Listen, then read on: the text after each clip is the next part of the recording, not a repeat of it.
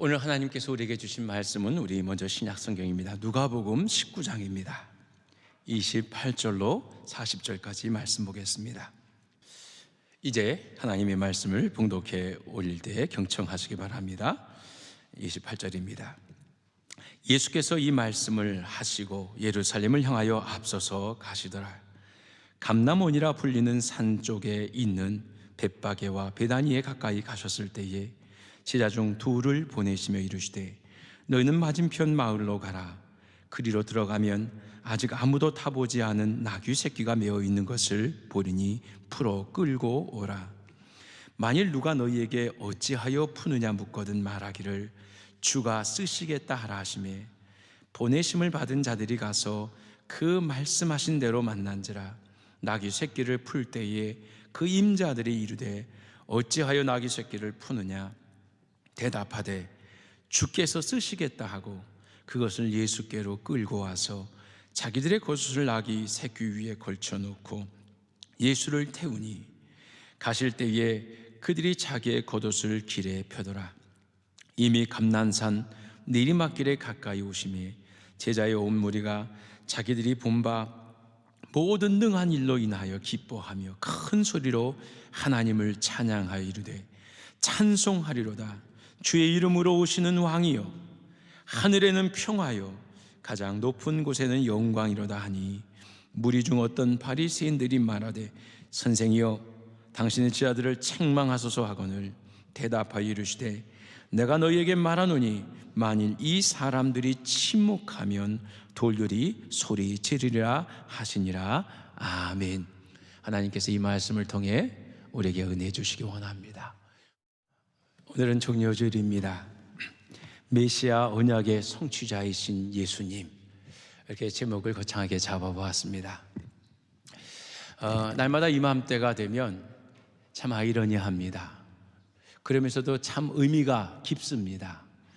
왜냐하면 이제 나무들은 이렇게 벌써 이렇게 죽었던 것 같이 메말랐던 나무들 사이에서 이렇게 순이 돋기도 하고요. 또 벚꽃이 활짝 피기도 하고요. 매실나무에도 벌써 매실꽃이 활짝 피었습니다. 우리는 사순절을 맞이하고 이제 곧 고난의 주간을 맞이하는데 이런 주간에 세상의 만물은 소생하고 또 자라고 또 우리가 또 한참 또 씨를 뿌리고 심은 그런 계절이 왔습니다. 생명이 생명을 낳듯이 그리스도께서 우리를 위해 죽으심으로 또 이 온 땅의 자연 대지들도 생명이 움돋듯이 또 우리의 영혼도 우리의 생명도 그렇게 움돋는 줄 믿습니다. 사순절에 놀라운 능력이 바로 거기에 있는 것 같습니다. 주님의 죽으심과 부활을 경험하는 계절에 오늘 우리 봄이 너무 잘 어우러지는 것 같습니다. 여러분, 오늘 본문 말씀을 보기 전에 우리 스가랴서 9장 9절의 말씀을 한 번 더 볼 텐데 여러분 찾지 않으셔도 됩니다.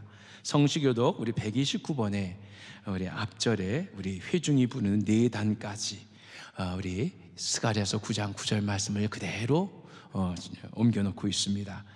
우리 한번 같이 읽어볼까요? 시온에 따라 크게 기뻐할지어다.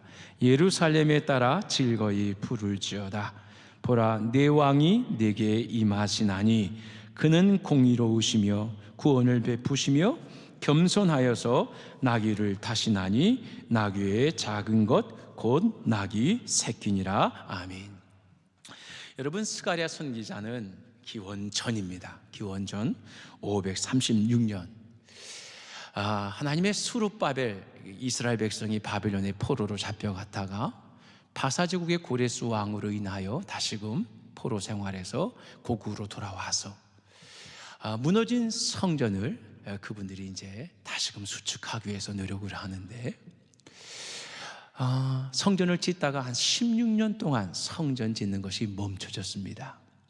그럴 때 이 스룹바벨 스가랴 선지자 혹은 학개 선지자가 이 하나님의 무너진 성전을 다시금 재건할 것을 말씀하면서 활동했던 시대의 선지자들입니다.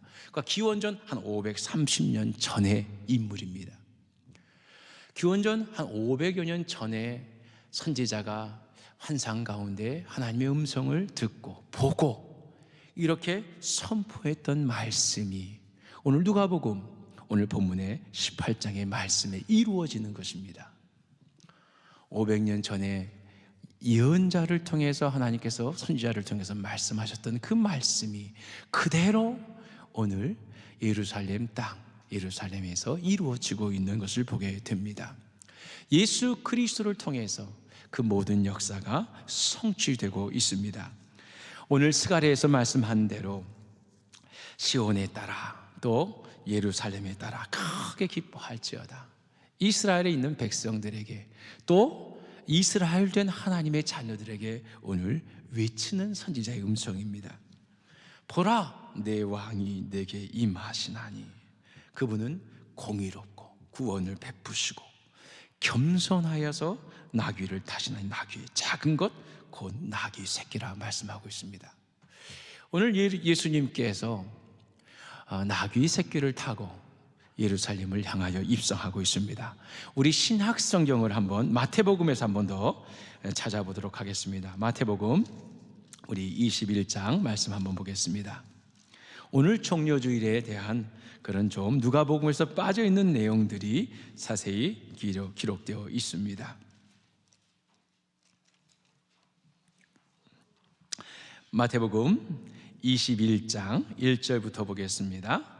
자, 제가 보겠습니다. 그들이 예루살렘에 가까이 가서 감난산 벳박에 이르렀을 때에 예수께서 두 제자를 보내시며 이르시되 너희는 맞은편 마을로 가라. 그리하면 곧 메인 나귀와 나귀 새끼가 함께 있는 것을 보르니 풀어 내게로 끌고 오라. 만일 누가 무슨 말을 하거든 주가 쓰시겠다 하라. 그리하면 즉시 보내리라 하시니 이는 선지자를 통하여 하신 말씀을 이루려 하심이라. 일렀을 때 시온 딸에게 이르기를 내 왕이 내게 임하나니 그는 겸손하여 나귀 곧 멍에 매는 짐승의 새끼를 탔도다 하라 하였느니라. 제자들이 가서 예수께서 명하신 대로 하여 나귀와 나귀 새끼를 끌고 와서 자기들의 겉옷을 그 위에 얹음에 예수께서 그 위에 타시니 무리의 대다수는 그들의 겉옷을 길에 펴고 다른 이들은 나뭇가지를 베어 길에 펴고 앞에서 가고 뒤에서 따르는 무리가 소리 높여 이르되 호산나 다윗의 자손이여 찬송하리로다. 주의 이름으로 오시는 이여 가장 높은 곳에서 호산나 하더라. 이렇게 말하고 있습니다. 자, 예수님께서 쓰시겠다고 해서 옆 건너편 마을입니다. 여기는 벳바게와 베다니라고 하고 있습니다. 여러분, 베다니를 생각하면 떠오르는 사람이 있죠. 누굽니까? 일주일 전에 일어났던 사건입니다. 죽었던 나사로를 살린 곳이 바로 이 베다니 지역입니다. 그러니까 이 죽은 나사로를 살렸을 때 이 나사로가 살아났다는 것을 보기 위해서 예루살렘에서도 많은 사람들이 그곳 가운데 와서 나사로가 살아난 것을 보고 예수님을 믿었다는 얘기들이 기록되어 있습니다. 나사로가 죽었다 살아났다는 이 소문은요, 아마 그 지역에 가득 퍼져 있었을 것입니다. 그 베다니입니다. 또 이 베다니에서는 바로 우리 전의 말씀을 보면 소경 바디메오가 이 눈을 뜨게 되는 그런 장소이기도 합니다. 여러분, 예수님이 베다니에서 많은 일들을 행하셨습니다. 우리 나사로를 살리시기도 하고 또 이렇게 소경 맹인을 고치시기도 하고 아마 그 주변의 대부분의 사람들은 예수님이 어떤 분이신 줄을 다 알고 있었을 것입니다. 그래서 예수님이 아마 제자 둘을 보내시면서 야, 저 앞마을로 가서 매어있는 나귀와 나귀 새끼를 볼 텐데 그것을 끌고 와라. 너 왜 끌고 가냐 묻는 주인이 있으면 주가 쓰시겠다 하라 하면 줄 것이라는 얘기입니다. 아마 예수님이 쓰시겠다고 하는데 그 나귀와 나귀 새끼를 풀어서 주지 않을 사람이 없을 것입니다. 여러분, 그렇게 해서 사실 나귀 새끼만 데리고 온 것이 아니라 우리 마태복음, 마가복음, 요한복음에도 똑같은 내용들이 있는데 나귀와 나귀 새끼를 같이 끌고 왔습니다. 그런데 예수님은 어디에 타셨다고요? 나귀 새끼 위에 타셨습니다. 제자들이 나귀 새끼 위에 자기들의 겉옷을 이렇게 벗어서 안장처럼 이렇게 올려놓고 예수님은 그 나귀의 새끼에 타시고 천천히 예루살렘을 향해서 가셨습니다. 여러분, 예루살렘을 가시기 전에 우리 예수님께서 하신 말씀 우리가 한번 더 볼 필요가 있다고 생각합니다. 여러분, 예수님께서 이제 자기가 어떻게 되어야 될지를 우리 누가복음 우리 18장 31절 말씀을 보면 기록하고 있습니다. 18장 31절 잠깐 보겠습니다. 예수께서 12제자를 데리시고 이르시되 보라, 우리가 예루살렘으로 올라가노니 선지자들을 통하여 기록된 모든 것이 인자에게 응하리라. 인자가 이방인들에게 넘겨져 희롱을 당하고 능력을 당하고 침뱉음을 당하겠으며 그들은 책짓질하고 그를 죽일 것이나 그는 3일 만에 살아나리라 하시되. 예수님은 지금 나귀 새끼를 타고 예루살렘을 향해서 가시는 그 길이 어떤 길인 줄을 알고 계셨습니다.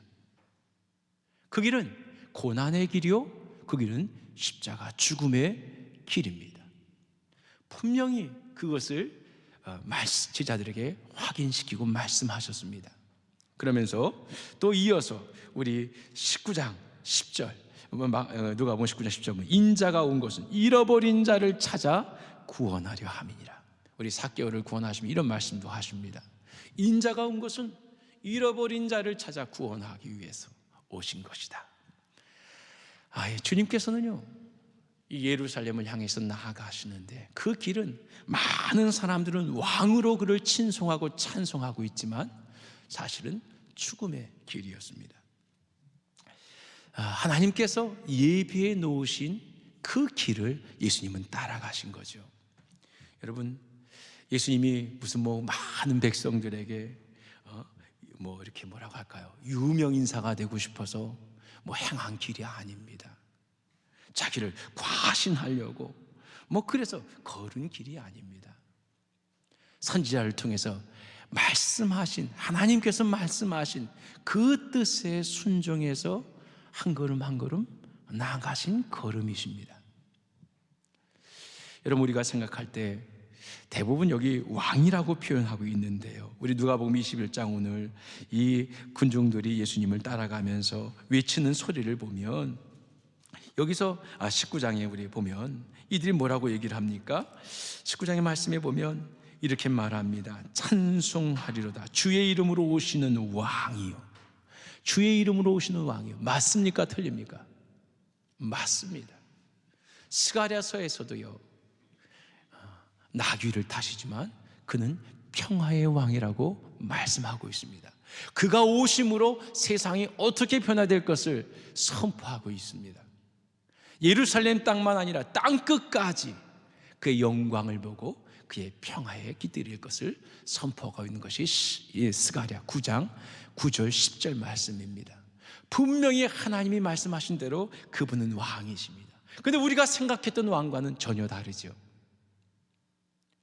보통 우리 이번에 윤석열 대통령이 됐는데요, 많은 사람들이 대통령이 되고 최고의 권력자가 되면 어떤 생각들을 갖습니까? 많은 사람들을 어떻게 다스리고 통치할까? 보통 지배자들은 지배욕이 강한 것 같아요. 군림하려고 하고 다스리려고 하지요. 조직을 세우고 정부를 만들고 또 강력한 군사력을 세워서 튼튼히 지키고, 나라도 지키고 자신도 지키고 백성들 위해 높이 서려고 합니다. 대통령이 되는 순간 섬긴다고 말하고는 있지만요, 섬기는 사람이 아니라 섬김 받는 자로 대부분 존재하는 것을 보게 됩니다. 그런데 오늘 예수님의 모습을 보면 그런 세상의 왕들과는 전혀 다른 모습으로 우리에게 다가서고 있습니다. 그분은 겸손하신 왕이라고 말하고 있어요. 왜? 보통 승리자로 입성을 한다고 하면요, 뭘 타고 입성합니까? 그 시대는 말을 타고 입성하죠. 아주 용맹스러운 전쟁에서 싸움에서 승리하고 아주 늠름한 말을 타거나 요즘 개선장군처럼요, 뭐 카프레이드를 한다면 좋은 차를 타고 아마 입성할 겁니다. 그런데 예수님은 가장 짐승들 중에서도 가장 어떻게 보면 약하고 느린 나귀의 나귀 새끼를 타시고 예루살렘으로 향해서 가는 거예요. 그것은 전쟁을 얘기하는 게 아니라 평화를 얘기하고 겸손을 얘기하는 거죠. 그분은 왕이시지만 세상의 왕들처럼 세상을 지배하고 다스리고 통치하려고 오신 분이 아니에요. 세상을 섬기시고 세상을 위해 자기 자신을 내어주시기 위해서 오신 왕이시죠. 이 종려주의를 맞이해서 오늘 말씀을 보면서 우리 새로운 대통령이, 새로운 정부가, 또 우리 이어지는 또 이 나라의 정권들이 이랬으면 얼마나 좋을까. 하나님을 믿는 나라들이 미국이든 영국이든 뭐 유럽의 나라들이 네덜란드든 다 이렇게 정말 예수님의 본을 따라서 왕으로 세워져 있지만 이런 모습을 찾아서 회복했으면 얼마나 좋을까, 그런 생각해 봤습니다. 그렇죠? 우리 선거 전의 모습들은 다 우리 예수님의 모습을 조금 흉내내는 것 같아요. 그런데 당선이 되고 나면 그들의 마음이 바뀌는 것을 우리는 많이 보았습니다. 우리 예수님의 모습은 정반대의 모습을 우리에게 가르쳐주고 있고, 오늘 우리 성도들도 그렇게 살라는 거예요. 가정에서 혹시 가장으로 있습니까? 어느 기업에서 내가 부리는 사람으로, 다스리는 사람으로 서 있습니까? 어느 공동체에서 내가 힘 있는 사람으로 서 있습니까? 공부하는 친구들 가운데 내가 지혜자로 서 있습니까? 여러분, 겸손하라는 거예요. 평화를 위해 자신을 내어주는 사람이 되라는 거예요. 사랑보다 더 큰 지도력은 없다고 우리에게 가르쳐 주는 거예요. 사랑보다 큰 능력은 없다고 우리에게 보여주시는 것이 오늘 예루살렘에 입성하시는 주님의 모습입니다. 군중들은요, 정말 예수님이요, 이 땅을 회복해 하실 왕으로 그들은 생각했어요. 이 종려가지는요, 아주 큰 나무입니다. 여러분들 제주도에 딱 내리시면 이렇게 야자나무처럼 크게 서 있는 나무들이 있습니다. 한 줄기에서 쭉 올라가서 가지들이 쭉쭉 펼쳐 있는 나무들, 높은 나무들이 있습니다. 그것이 우리 종려나무입니다. 그 종려 가지를 꺾어 가지고요, 막 흔들면서 주님은 호산나 우리를 구원하소서, 기원하옵나니 구하소서, 이런 뜻이거든요. 우리를 로마 이 지배하에서 우리를 해방시켜 주십시오. 우리를 이 가난과 기근에서 해방시켜 주십시오. 이 열국의 강대한 나라들의 지배 속에서 우리를 높이 세워주십시오 하는 그런 바람이 있는 거예요. 이스라엘 백성들은요, 지금 식민지에 살고 있기 때문에, 세상에 눌려있기 때문에, 그래서 이분 죽은 자로 살리신 이분은 능히 그러고도 남을 뿐이시다 생각해서 종려가지를 들고서, 이 종려가지는 승리의 상징입니다. 영광의 상징입니다. 기쁨의 상징입니다. 그래서 이 종려가지를 꺾어서 흔들면서 앞에서 가고 뒤에서 따르면서 주님을 환호했던 것입니다. 반은 맞고 반은 틀리죠? 그들의 눈이 가려져 있기 때문에. 그런데 이 땅에서의 안일한 자유와 평화, 영광만을 구했습니다. 그런데 앞으로 그렇게 이분이 해주실 것을 기대하며 찬양하며 나갔던 길이거든요. 근데 오늘 우리의 종려주의는 어떻게 돼야 될까요? 우리의 종려주의를 맞는 오늘의 우리의 성도들은 어떻게 돼요? 어떤 고백과 어떤 기쁨을 가지고 주님을 맞이해야 할까요? 사실 우리는요, 알고 있잖아요. 예수님께서 그 길을 걸어가심으로 우리에게 누려지는 은혜라고 할까요? 영광이라고 할까요? 이거 돈 주고 살 수 있습니까? 여러분, 영생을 돈 주고 살 수 있습니까? 하나님의 자녀된 것, 이거 우리가 땅을 파서 어떤 행위를 한들 우리가 하나님의 자녀가 되는 그런 영광을 누릴 수 있습니까? 예수님께서 십자가 지심으로 우리 죄만 사해 주신, 나의 죄만 건져 주신 게 아니잖아요. 그렇죠? 죄의 문제도 해결해 주시고 사망의 문제도 해결해 주시고 무엇보다도 하나님의 자녀가 되는 권세까지 주셨어요. 영광 중에 영광이죠. 그러니 우리는 예루살렘을 향해서 올라가신 주님을 기억할 때마다 정말 그분의 이름을 높여 호산나 찬양할 수 있어야 되겠죠. 우리가 좀 세상에 눌려 있습니다. 이게 끝입니까? 아니에요. 주님 다시 오시면 약속하셨어요. 그렇죠? 주님이 진정한 구원을 우리에게 베풀어 주실 것입니다. 아마 우리의 눈이 확 뜨일 것입니다. 이렇게 유대인들처럼요, 예수님의 구원을 바라고 있다가, 세상적인 구원만 바라고 있다가 예수님 십자가에 못 박혀 죽으시니 다 떠났습니다. 그렇죠? 복음을 다 부인하고 멀리 떠났습니다. 예수님께서 이뤄놓으신 일들을 보지 못하고 그 십자가에 죽으신 현상만을 보고 그들은 주님을 떠났던 것입니다. 그렇지만 주님은 죽으심으로 끝나지 않았잖아요. 부활, 사흘 만에 말씀하신 대로 부활하셨습니다. 부활의 생명을 경험한 제자들은요, 이 복음, 이 참복음을 위해서 평생을, 자기 목숨도 아까워하지 않고 그 복음을 위해서 평생을 살았습니다. 여러분, 오늘 우리들은요, 이 모든 것을 알고 믿는 성도들입니다. 알고 믿는 성도들입니다. 정말 이 종료주일을 맞이해서 우리 주님의 그 놀라운 은혜와 사랑에 감사하고 감격하는 성도들이 되어야 될 줄 믿습니다. 오늘 스가랴서에 보니까 예수님의 4가지, 예수님 어떤 분이신지 우리에게 말씀해 주고 있습니다. 그분은 첫 번째로 우리 공의로우신 왕이라고 성경은 기록하고 있습니다. 보라, 내 왕이 내게 임하나니 그는 공의로우시며, 첫 번째, 공의로우시다. 여러분, 이것은 통치자의 어떤 덕목이라고 할 수 있습니다. 성경에 보면 이제 공의에 대해서 많이 나옵니다.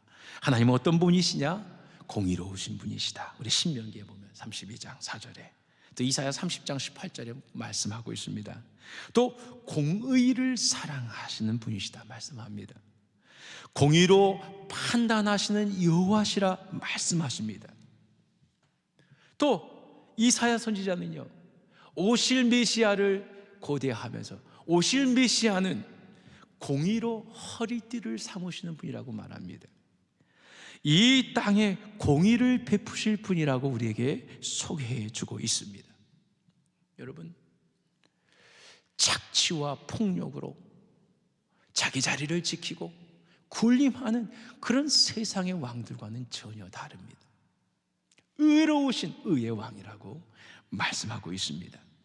그 의로우신 주님께서 우리 가운데 오셔서 이 구부러진 것을 곧게 하시고, 또 하나님의 질서와 또 하나님의 진리 가운데로 인도하신다고 말씀하고 있는 것입니다. 그래서 하나님은 공의가 무너진 사회, 각종 부조리, 비리가 난무하고 횡포가 극성 부리는 그런 세상 속에서 하나님께서는 공의로 세상을 바꾸시는 그런 하나님이라 말씀하십니다. 다시 오실 예수님은 이 땅의 모든 이런 악들을 뿌리 뽑고 공의로 의의 성읍을 새롭게 세우실 줄 믿습니다.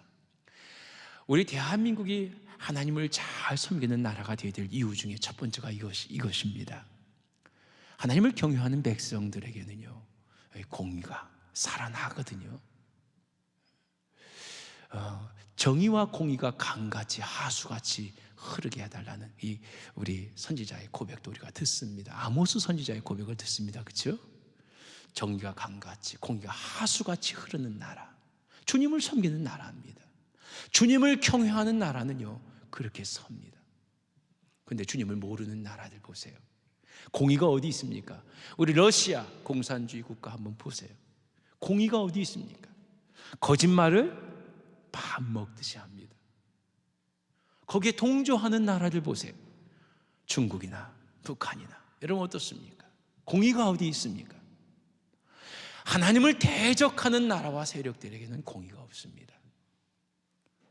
우리 주님은 이 땅에 공의를 세우시는 왕이라고 말씀하고 있습니다. 두 번째 보니까 구원을 베푸신다고 말씀하고 있습니다. 여러분, 이 세상의 구원 얻을 다른 이름을 우리에게 주신 적이 없다고 말씀하고 있습니다.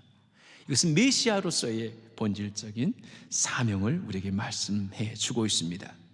예수님을 통해서만 우리는 영생을 얻고 구원에 이르게 됩니다. 그분만이 우리를 구원해 주실 분이라는 것을 우리는 어떻게 알 수 있습니까?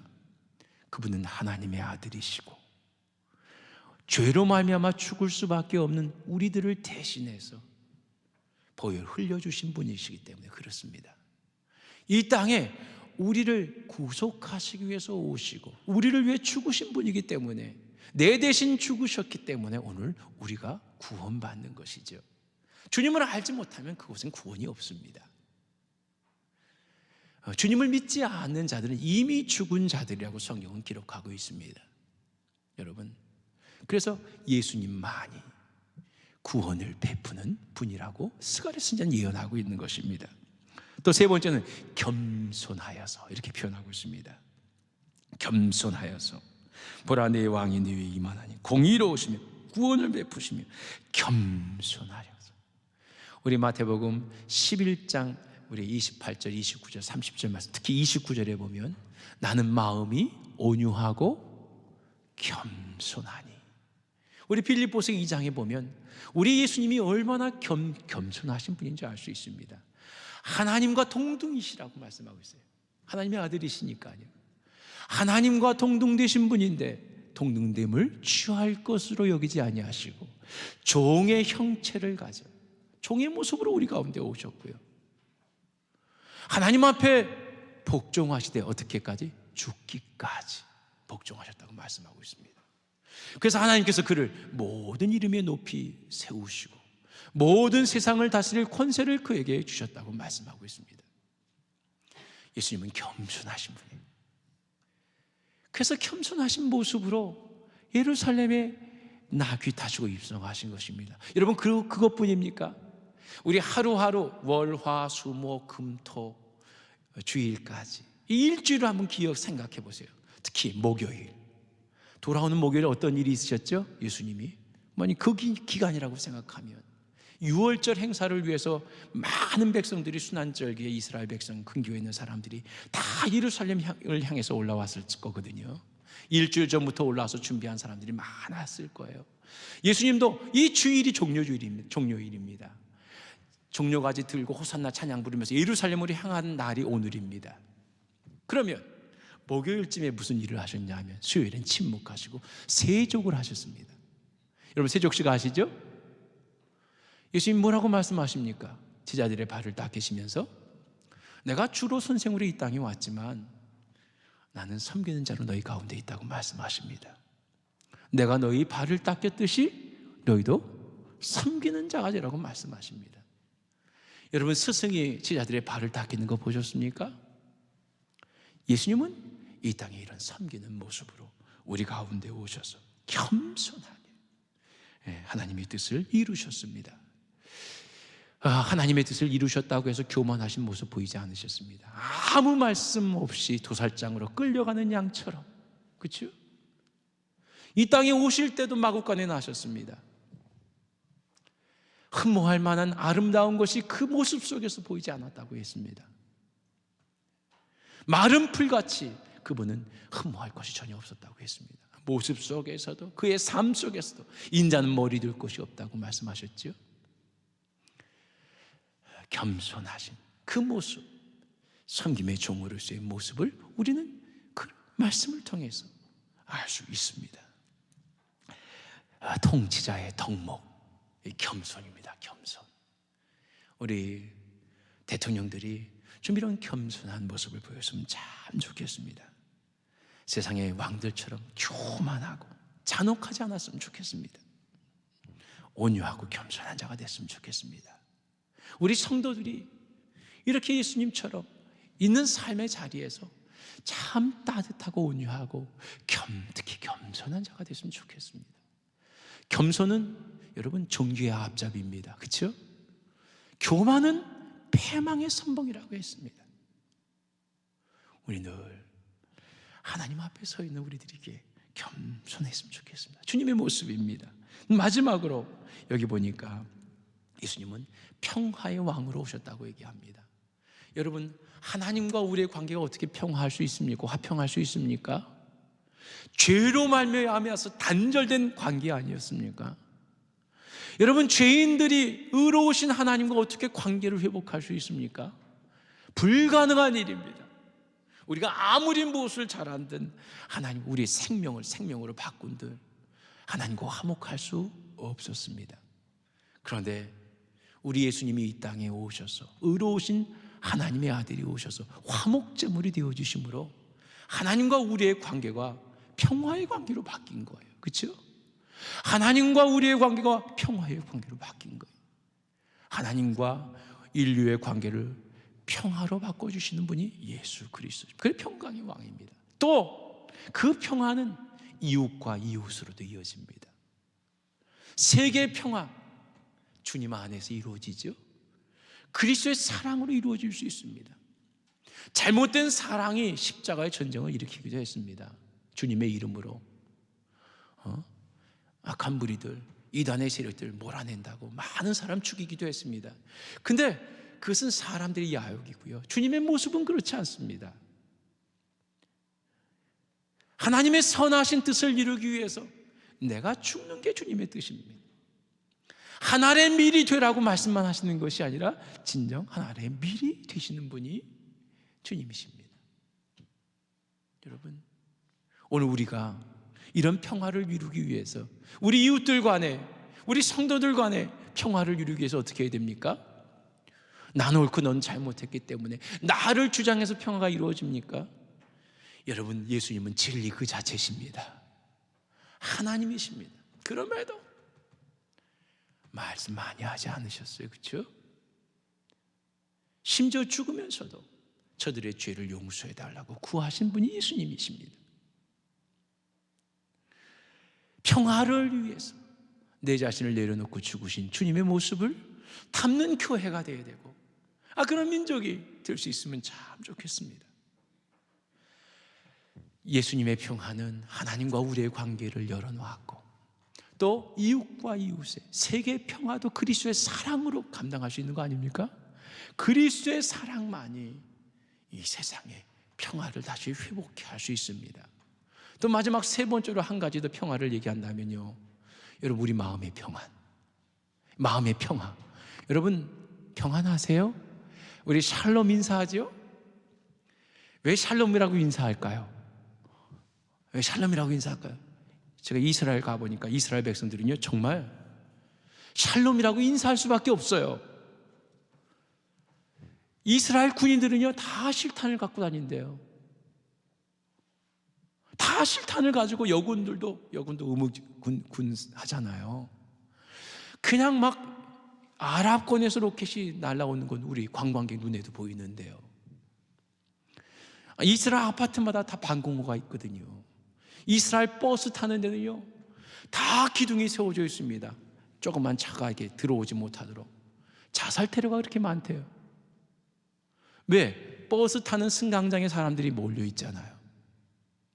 승강장에 사람들이 서 있으니까 자살하는 사람들이 그렇게 차를 타고 그냥 와서 그런 사건들이 많아서요, 자살 특공대 때문에 그렇게 이렇게 버스 승강장에도 이렇게 안전 이 대가 다 서 있는 거예요.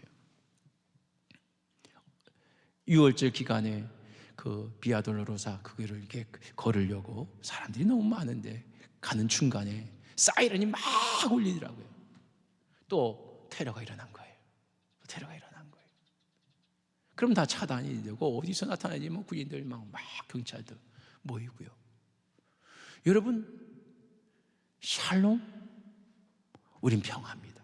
우린 싸움이 아니라 평화입니다. 이스라엘 군인이 절대 먼저 공격하지 않는답니다. 미사일을 아랍에 먼저 미사일을 쏜다거나 먼저 공격하지 않는데, 그래서 이스라엘에서 제일 많이 죽는 사람들이 경찰 군인이래요. 먼저 공격하지 않으니까. 그러니까 이 IS 같은 이런 집단들이요, 그냥 가장하고 임신부처럼 가장하고 다친 사람처럼 가장하고 있다가요, 경찰들이 왜 그러냐고 군인들이 와서 이렇게 살펴주려고 하면 칼로 찌르기도 하고 총으로 쏘기도 한대요. 제일 많이 죽는다고 합니다. 먼저 공격하지 않는데, 우리는 이렇게 죽지만, 당하지만 먼저 공격하지 않는다. 그렇지만 그렇게 먼저 공격당하면 그 다음에 공격하는 거죠.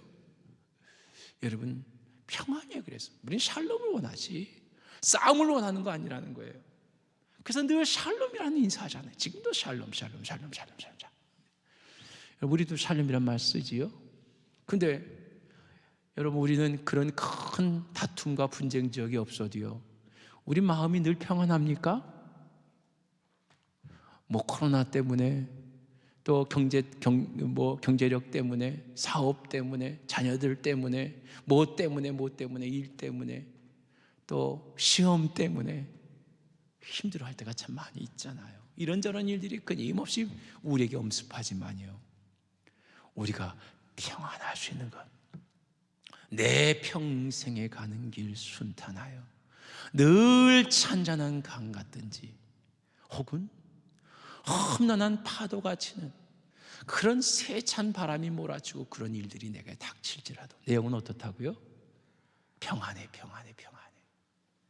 여러분, 이 곡을 쓰신 목사님은요, 4명의 딸을 잃은 목사님이고 잘 알고 있죠. 그런데 그 딸들이 배를 타고 항해하다가 죽은 그 자리에서 쓴 시입니다. 하나님 앞에 고백한 고백의 글입니다. 내 영은 평안해, 내 영은 평안해, 내 영은 평안해. 세상에서는 흔들릴 수 없는 내 육체지만 무엇 때문에 평안할 수 있습니까? 내 영혼은 여호와로 인하여, 예수 그리스도로 인하여 평안한 겁니다. 내 마음을 흔들 수가 없는 거예요. 다시 말하면 내 마음은 영혼이지요. 영혼의 평안을 주시는 분이 누구시라고요? 예수님. 그래서 평강의 왕이신 거예요. 누구도 이 평안을 빼앗을 수 없습니다. 주님이 주신 평안입니다. 우리 예수님은 그래서 이 땅 공의의 왕으로, 공의로우신 왕으로, 구원을 베푸신 구원의 왕으로, 또 겸손하신 왕으로, 또 평화의 왕으로 우리 가운데 오셔서 친히 저들이 나를 해하고 죽일 거라 하면서도 그 길을, 여러분, 숨어서 가신 거 아닙니다. 늘 조용히 겸손히 일하셨지만 이 예루살렘 입성하실 때는요, 그렇죠? 막 모든 백성들이 호산나 찬양하고 그러죠. 예수님을 드러나게 입성하셨어요.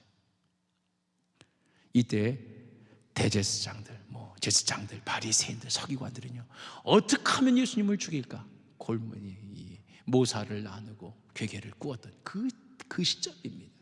예수님은 숨어서 예루살렘 들어가신 거 아니에요. 뻔히 다 아시면서도요, 당당하게 드러내놓고 그 일을 하셨어요. 오늘 우리 사랑하는 성도들, 예수 믿는 거 부끄러운 일입니까? 기도하는 거 부끄러운 일입니까? 우리 젊은이들, 내가 하나님의 아들이요 딸인 게 부끄럽습니까? 자랑하고 당당해야지. 누구를 만나도요, 나는 내 이름이 한신이지만 나는 믿음의 아들이라고 우리 늘 부모님이 부르십니다. 나는 이름이 정사무엘인데 우리 아버지 어머님이 우리 선지자 사무엘을 생각하시면서 내 이름을 지어주었습니다. 나는 하나님의 아들입니다. 나는 하나님의 딸입니다. 여러분, 이렇게 좀 이게 가장 어떻게 보면 나를 가장 높이고 자랑하는 얘기 아닙니까? 왜 숨깁니까? 왜 부끄러워하십니까? 우리 성경 들고 다니는 사람이 잘 안 보이더라고요. 저는 늘 성경 갖고 다니는 걸 참 좋아하는데요, 하나님의 말씀이 부끄러운 존재입니까? 여러분 좋아하는 백 어떻게 합니까? 좋아하는 백들은 다 들고 다니시잖아요. 그렇죠? 좋아하는 것들은 다 들고 차고 끼고 타고 다니잖아요. 여러분, 세상에서 이 하나님의 말씀처럼 귀하고 소중한 게 어디 있습니까? 옛날 성도들은요, 가난해도요, 그 불신이 많은 세상에서요, 이 성경책 끼고 다녔잖아요. 그렇죠? 항상 끼고 다녔습니다. 성경의 전철을 타도 이 성경 본 사람 참 많았습니다. 참 복음을 부끄러워하는 시대가 되어버렸습니다. 주님도 우리를 그렇게 부끄러워하실까 두렵습니다. 우리 그래서는 안 되겠죠? 우리 이 고난 주간을 통해서 우리 가운데 오셔서 역사하신 그 사랑, 또 그 십자가의 능력과 부활의 능력, 우리 확실히 경험하고 확실히 믿고 이 세상에 당당하게 그리스도의 아들 딸로 사는 저와 여러분 되시길 바랍니다. 주님은 이루셨습니다. 하나님의 모든 말씀을 이루신 언약의 성취자가 바로 그 예수님이십니다. 같이 기도하겠습니다.